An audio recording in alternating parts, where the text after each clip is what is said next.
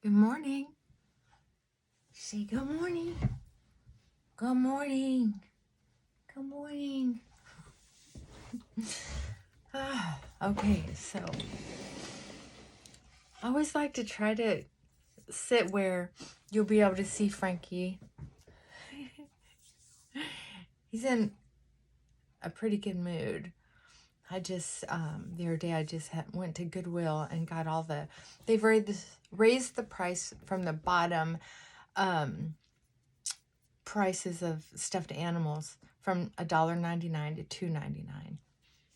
So I dug through all of them and got all the $2.99. And I'm telling you what, there are some cute stuffed animals in there. And of course, they're not putting anything out on the shelves that stinks. I think one time they put some stuff out in the clothing area that had been stored in cedar mothballs. That's it. And it was horrible. The whole store stunk. But anyway, these smell fine. Most of them look brand new. Some of them still have tags on them.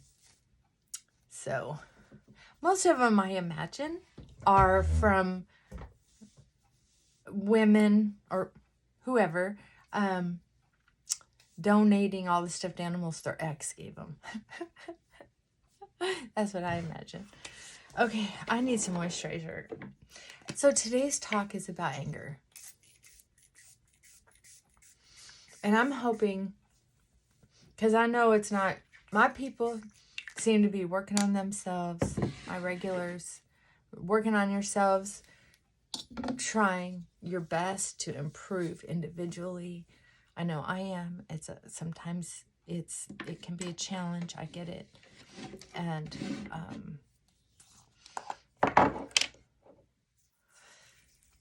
but I'm hoping this video hits somebody who is truly having a horrible time with anger, and that they're willing to do something about it. I pray that whoever needs to see this video will. And I'm going to give you, so welcome, and I'm going to give you some straight talk. If you don't own your own side of the street, your behavior, regardless of the traffic in the middle, leaving the other side of the sidewalk alone, which is the person you're fighting with, stay on your side of the street and figure out what's going on your side of the street and be willing to take care of that. If your anger is out of control and you have convinced yourself that you're in the normal range, or that you're being self-righteous and believe that it's no biggie, you're probably wrong. You're probably wrong. Because if your anger is causing you problems, you're wrong. If your anger hasn't convinced you that it's time to either get out of your relationship gracefully and with some dignity, or to change your own way of thinking, that's the bottom line. If you need anger management courses to help you on your journey, then do that.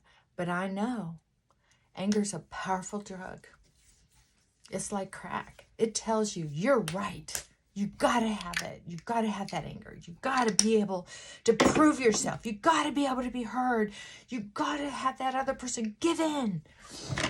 Well, you're wrong. That's a fantasy. It's a fantasy.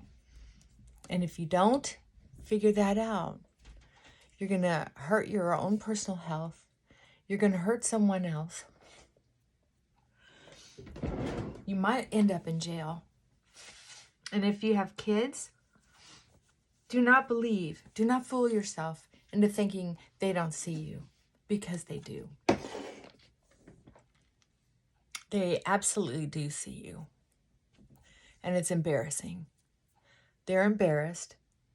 And if you think I'm wrong, you're wrong. If you think your kids don't see you and it doesn't scare them, it doesn't hurt them, it doesn't make them fear the future and their future relationships, you're wrong. Because they do. They see everything. They just think it's their fault.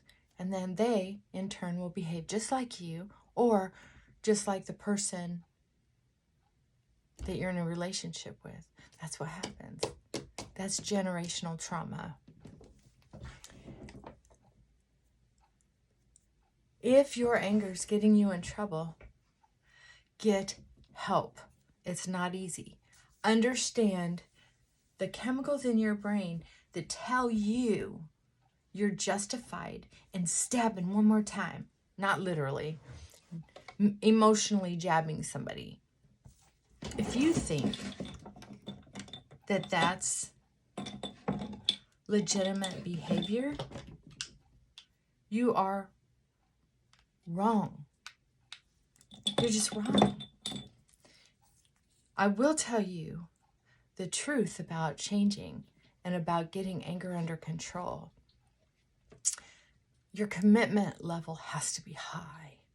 Self-discipline is going to come and go depending on your commitment level. Frankie, what are you doing? Did you find a flea? Gosh, I hope not. Oh well. Dogs.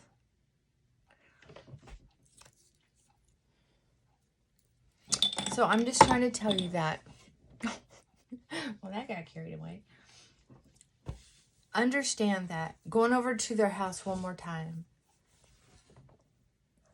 deciding you need clothes that are stuck at the house and you have to go to work tomorrow, you don't need those clothes. Go to Walmart. You're going to end up in jail. You're going to end up continually stirring things up. If you're in a separation situation, stay away. Give them a chance to miss you. Give them a chance to think about what they might be missing out on. And that's going to take a lot more than a couple hours or a day or two. It might take a couple months. But you have to cut the cord and stay away from them. And simply be polite if you run into them and make a quick, graceful exit. I'm telling you the truth. I've been studying couples and mental health for decades. And I'm going to tell you, a lot of therapists will beat around the bush and try to help you communicate. But there's a time when your brain chemicals are so high, they're addicted to that cortisol. Even if you make up, you're going to pick a fight again, right? Or they will, right? You can't deny it. There are very few people who have normal level-ish of anger in the normal range will find this video. Only people in the outliers or out of the norm will find this video. And if you have, that means it's time for a change. It's time for you to recognize that this isn't about your partner. It's about your ability to leave a dangerous situation, and you need help with that. Or it's your inability to get your own anger under control and let your partner have a word in the relationship. There is nothing normal about, well, let me back up. There's nothing healthy about always finding fault with your partner and what they're doing and try to always win. It's just not going to be productive.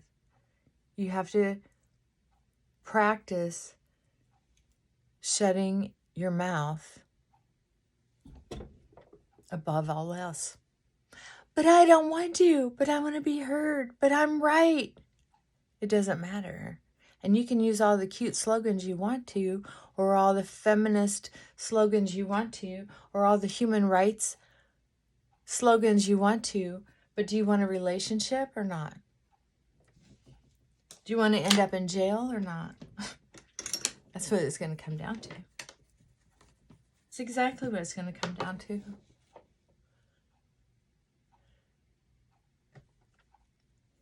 I will tell you that fighting your own anger to get through it and be able to breathe is the fight you need to fight. And it is painful and frustrating on a cellular level. That's the truth. You will be feeling like, okay, fine. I'll try to just shut my mouth. I'll try not to say anything. Fine. And then you'll find your brain saying, I'm mad because I'm not supposed to say anything. Why do I have to be the person to change? Why do I have to go first? It doesn't matter. Hear me. It doesn't matter. What matters is, are you willing to go to jail? Are you willing to continue insulting the feelings and the dignity of your children because you want the right to win? Is that what's going on? Are you really so self-centered in your own ego that you don't care who you're hurting? That you're chasing away your own friends because they don't want to keep getting in the middle of all this? Does it really matter if you're right? Does it? Right about what?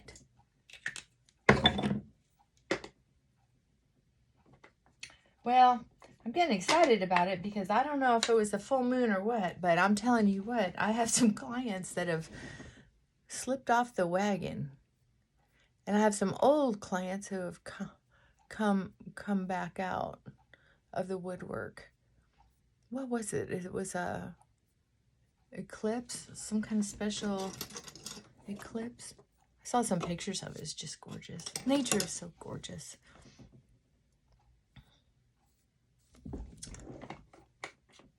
And I'm going to tell you, I know how this goes, and I can be as bold as I am because I've been there, done that.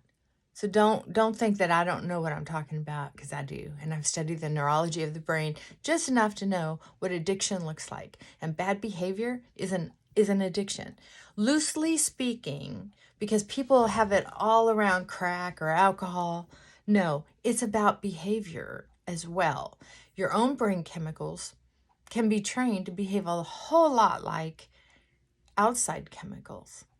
You're just so used to getting that feed of chemicals that feel powerful, powerful, powerful. And what is more addictive than power? Rich people get so bored that they start doing stuff with their money to prove that they're powerful. Sick. People in war, they just want to feel powerful. And so they're willing to do a lot of nasty things. So don't think I don't know that pleasure of feeling that nasty, conquering feeling with my anger, because I do. That's why I fight so hard against it. That's why I'm here to try to help you with yours. Thank God I had help. I had good counselors who could see me. They could see my pain, and they started helping me recognize what part of what was going on was my responsibility, not someone else's responsibility to make me feel better.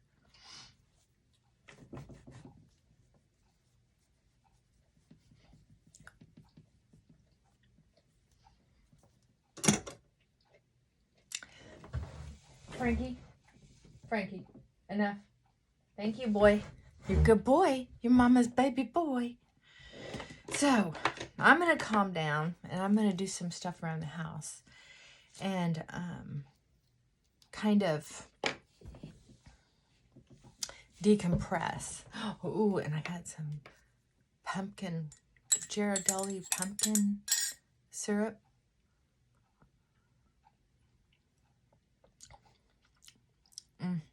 I deserve that. Oh, yeah, it was wonderful. So, yeah, I got a little wound up because, holy cow, I guess, if it's just one or two people that are experiencing backsliding, but I usually don't have much of a personal investment, but when it's someone you care about and it's a lot, and then I'm surrounded with it, it's kind of like, holy crap, what the hell? And it's so sad. It's just so sad to think people are willing to lose so much to be right. Oh, so sad. And it's hard for them to feel like understand that they're addicted. It took me, let's see, when I was 29 is when I finally got into recovery. I mean, full force, committed recovery. And when it was pointed out the steps that I had to take to not make more trouble for myself with my anger, I forced myself to do that. Was it an overnight gig? No. I made mistakes along the way, and it took me years to really, I mean, for me, it took years to be where I really wanted to be with my anger. And I like where I'm at now. I mean, I'm not saying I still don't lose my anger, but it's nothing like it used to be. I don't humiliate anyone. I don't do underhanded jabs using old information they've shared with me to prove my point. I don't use the facial expressions and the tone, the intimidation. And I don't whisper when I'm angry. I don't scream when I'm angry. Those are good intimidation skills if you're trying to mess with somebody's head. Off the table. There has to be clear A, B behavior, no C. There's not an option for C when you are addicted to rage. It doesn't matter if it's self-righteous. It matters that you do no harm. Do no harm. It doesn't matter who goes first. I'm telling you. You can stop the generational trauma with yourself. There's no one that can do it for you. Even in therapy, I've watched so many videos, training videos of people who are trying to be, very good therapists. Down to earth, mother earth, very loving behaviors. And I'm going to tell you, people will argue with the therapist into trying to prove that they have the right to have done what they did, said what they said, came back, sparring with the person they're fighting with. And that's not how I do it. How I do it is you clean up your side of the street. I don't care what they do. If you're in physical danger, you have to have the self-discipline, the commitment to yourself to leave, even if it's temporarily. The problem is people don't want to leave, mostly because they are terrified of being alone or losing control or losing something. And usually that something can be replaced within 30 days or less. Well, I don't want to leave my clothes and my furniture and my jewelry. Honey, it can be replaced, usually within 30 days. If not 30 days, you can transform your life in a very short amount of time. You just have to work. You can't, you're not going to get a free ride when you have dignity and self-respect. Your relationship with this person is not going to help you get your paybacks from your childhood. Your behavior in this relationship is going to perpetuate your childhood and continue the chaos and the insecurity and the self-doubt, the hatred, the loneliness, the deep, unrelenting loneliness. My eyelashes are getting too long and I keep getting spots. I'm going to have to trim them. I'll do it next video. I tend not to go overboard when I'm talking to y'all. All right. So here's the deal. If you're getting in trouble with your anger, I want you to seek out anger management classes. It's a commitment and there's a cost, but it's cheaper than going to jail. And it's much less expensive than starting over in yet another relationship if this one can be saved. Or it can help you save the next one. Or maybe, you're like me and you have to practice long and hard, slip up again, practice long and hard, slip up again, and then have a relationship work out better. I don't know.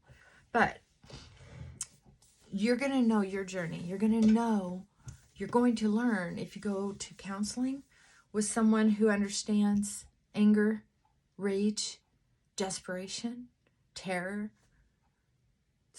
that desperate need to win. They have to know. You have to get someone who understands that kind of stuff so they can help you take control of you. Not your life, not your relationship, but you. And that's where a lot of, I believe, therapists make big mistakes, as they are too busy trying to help the couple, and that dilutes everything. If you're going to do couples counseling, they need their counselor, you need your counselor, and then after about 6 months, you can come together. Maybe a little sooner if you're both actually doing your homework. And if you're working on anger management, there is homework. Just because you finally get committed and start getting in the window of having some self-discipline doesn't mean that's all you need. Because at some level, you do need to know the physiology of what's going on in your body. You need to know what you look like, how you're presenting yourself to others in the outside world, how your anger has been affecting you. There's homework with this. And and how you would like to see your life. How you need to learn, there's different choices on how to handle this situation. It's not just be a sucker and a victim, or be the victor and win. There's a lot of different ways. There's a lot of shades of gray between black and white. Rage and victim, right? There's so much to learn, and it's fascinating. If you really give it a shot,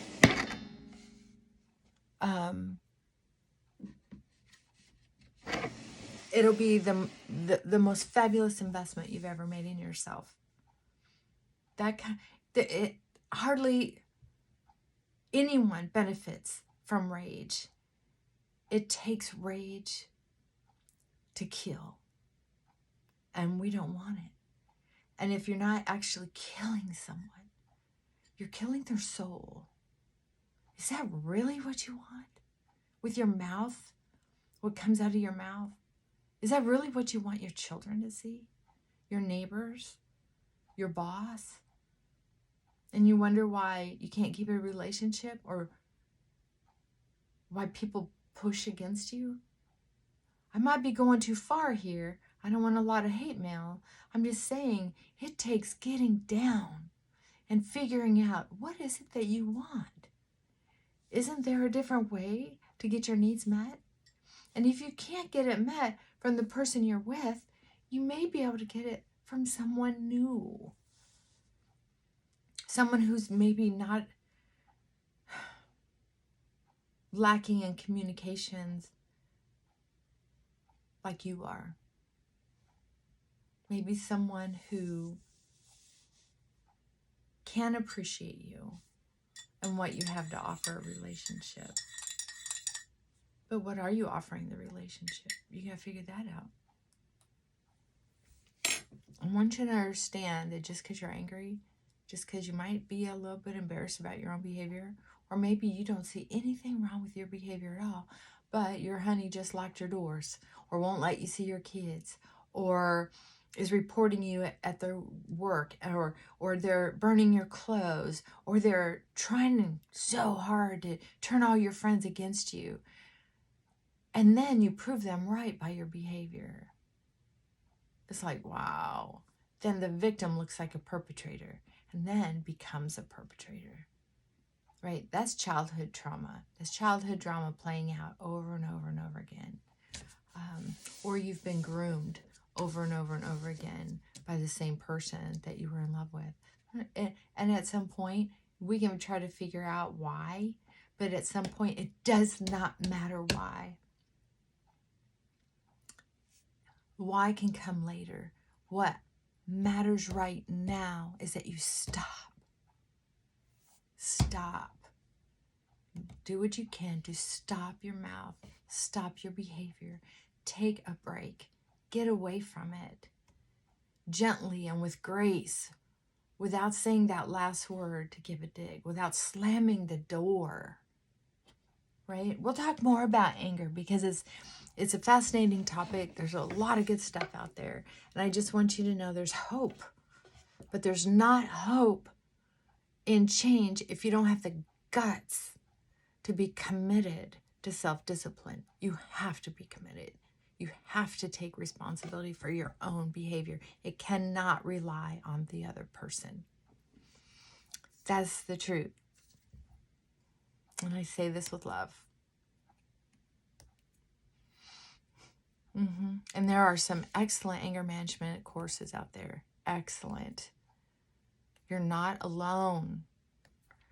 You're not alone.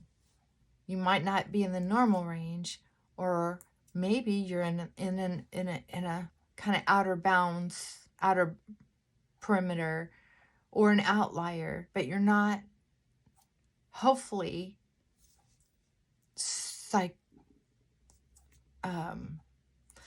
excuse me,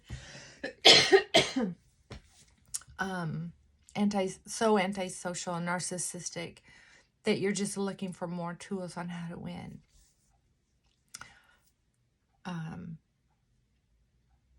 So look out for people like that. If you're involved with someone who wants to win at any cost, please protect yourself. You might be trying to deal with your own anger because you see it's not helping you, but also be aware that if you have been going at it with somebody for so long, as you start to take care of your side of the street, start behaving, they might get enraged because they're afraid of losing you. They're afraid of losing control, even if they used to be the victim. More times than not, because you've gone back and forth so much that they're still hungry for blood like you used to be. And I mean emotional, not physical. I'm telling you what, if your anger gets you to the physical side, please stop. We see it across the world with wars and damage to people. We see what all this anger causes. It builds and builds and builds for generations, hundreds, thousands of years. And you're creating little ones. If you have kids, if you didn't have kids, well, okay, lucky them. But come on, it's time. Let's get help. Let's get help. It's easy to do. Just Google it. Google anger management, groups, courses, and take care of business. All right. Love you, whether you want me to or not. Bye for now.